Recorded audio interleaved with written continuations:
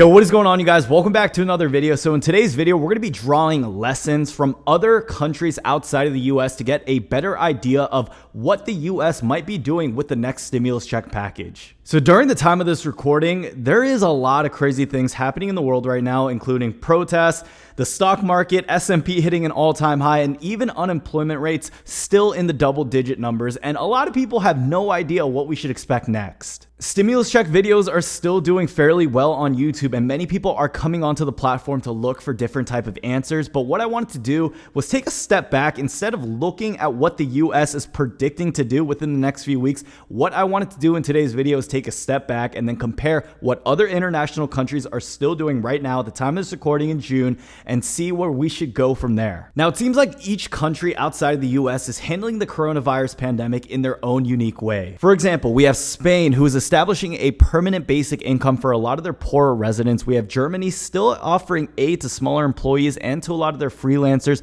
within their country. We have people in the Netherlands where the government is actually paying 90% of the workers' salary. And then we have countries like Denmark, who, for example, will pay 75% to 90% of workers' salaries on behalf of employers as long as those workers aren't laid off. Every country seems to have their own unique way of handling a response with regards to providing some type of economic relief from the government. So in most recent news, the ECB, also known as the European Central Bank, actually started refunding their own stimulus program. So we have the CARES Act. Europeans actually have their own version of it. This is called the PEPP, which stands for the Pandemic Emergency Purchase Program, and they actually increased this by another $676 billion.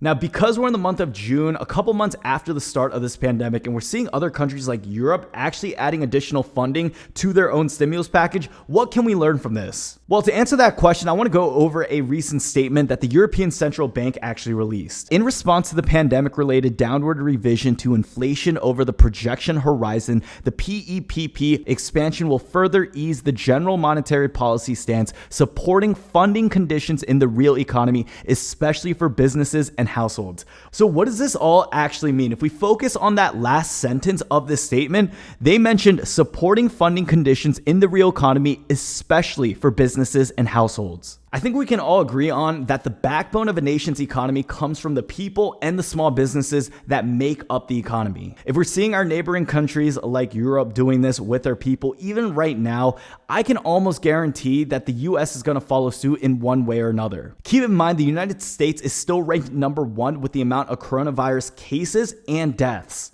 With countries who are still under us in terms of cases still providing economic relief, it is safe to say, in my opinion, that we should expect to see some type of additional stimulus from the government. We are also hearing reports from the White House stating that we are going to see additional stimulus. It's just a matter of gauging the analytics of what is actually happening, seeing if we're still going on a downward trend, and seeing whether or not what happens with the economy and things like even the stock market, which will give a better prediction on where we should be within the next 12 to 18 months, and to see whether or not additional stimulus is going to be necessary before that time. Now, guys, I hope you did enjoy this video and just had a better idea of what some of these other countries were doing. If you guys are still watching this video till the very end, I just want to say thank you guys so much. And I also have another question for you guys. In order for you guys to help me out as a content creator, what type of content would you guys want to see? I know my demographic is pretty mixed up right now ever since the start of the stimulus content, and I don't want to be a stimulus check channel where I just talk about updates every single day, because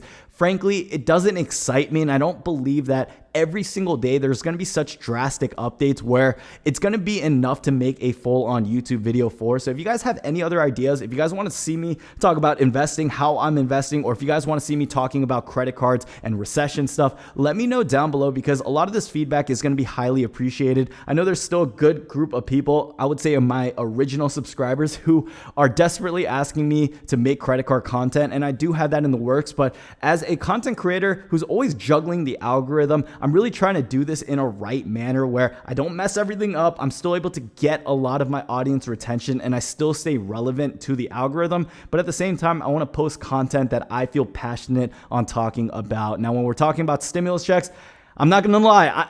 It's not every single day where I wake up and I'm just like, ugh, I can't wait to make some stimulus check videos this morning. A lot of the news that we're seeing is slowing down, and I know the views are still going up, and I know financially, as a YouTube channel or as someone who is a business owner, it would make sense for me to keep milking this topic. But guys, frankly, I want to start creating content that I'm pretty excited about, whether that means I start another channel or I diversify on my own platform, creating a podcast or maybe writing my thoughts out on a blog. I want to figure out from you guys, or hear your thoughts at least, on what I should do or what you guys want to see me do as a channel, because I do read pretty much 99.99% of all the comments that are posted on this channel, and it really means a lot to hear your feedback. Let me know, guys, is stimulus check content getting too boring, or do you still find this pretty valuable? It really does mean a lot. Like always, thanks again so much for watching and tuning by this channel. If you guys did enjoy this video, don't forget to drop a like on this video, and don't forget to check out the affiliate links down below if you guys want to have a chance of winning 2 free stocks with Webull, where one stock could actually be valued up to $1,400 if you deposit $100 into the platform.